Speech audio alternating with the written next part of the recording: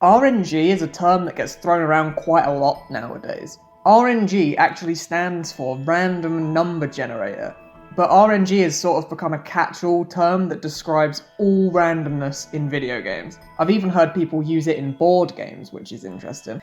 You've all probably heard someone use the term RNG. It's mostly to blame something other than themselves for their own lack of skill in a video game, but sometimes RNG is actually the reason you lost a game.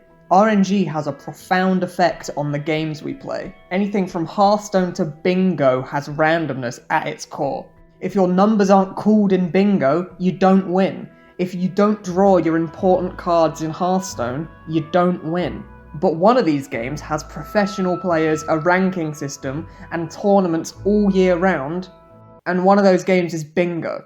Because it's important to remember that luck and skill are not mutually exclusive. Games like Hearthstone, Magic the Gathering, and even poker have very high luck, but they also have very high skill. Some games have very low luck and very high skill, like most first-person shooters, or even chess. But introducing luck to those games wouldn't necessarily remove the need for skill. There was actually an ancient version of chess called Shatteraji, I hope I pronounced that right, which used dice, but that game still required skill to beat your opponents. The skill in games like Hearthstone, Magic, or poker is playing around the odds. What's the odds that he has that one card that clears my board? What's the odds that the next card turned over is an ace? High-level players are very good at making decisions based on these odds. Yeah, maybe they get unlucky sometimes, but if you play enough games in a set, the best player will win. Mostly. That's why tournaments of luck-based games will often play best of 3 sets or best of 5 sets. This is done in part to maximise the chances that the better player wins their set. Games like Bingo have no skill involved whatsoever. You just pick your numbers and pray. It's basically the game equivalent of the lottery, but Bingo is equally as luck-based as the other games we just mentioned.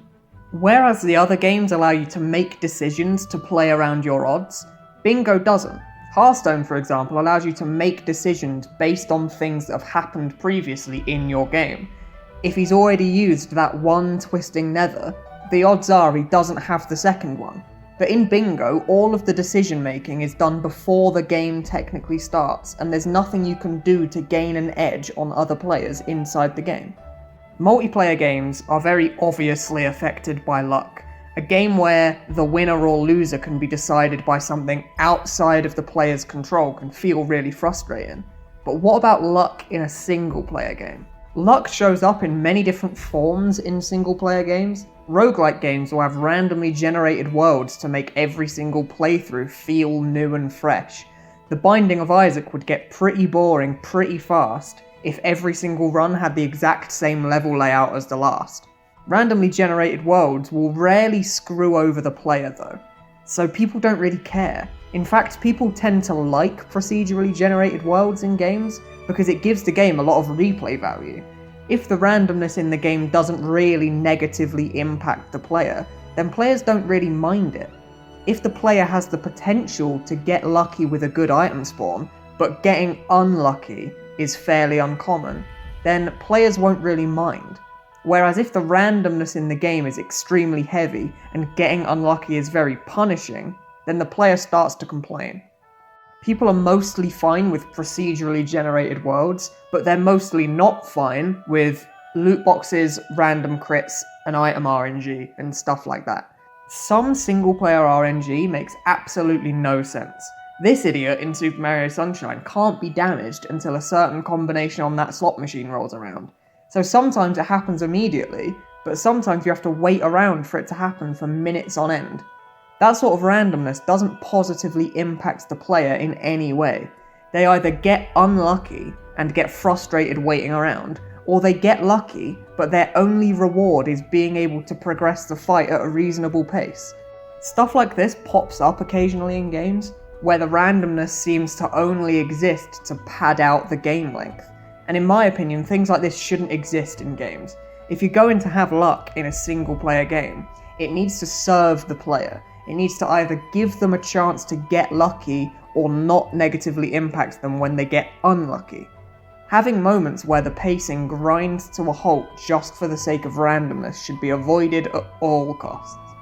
Randomness is a necessary evil for lots of genres of video games, but there are definitely methods to make the randomness feel more rewarding than it does punishing.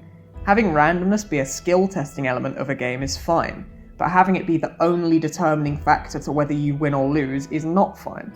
Having randomness give you great replay value for a game is fine, but having it pad runtime is not fine. And hey, some games have no randomness at all, but people will still call you lucky when you beat their ass anyway. Thanks for watching.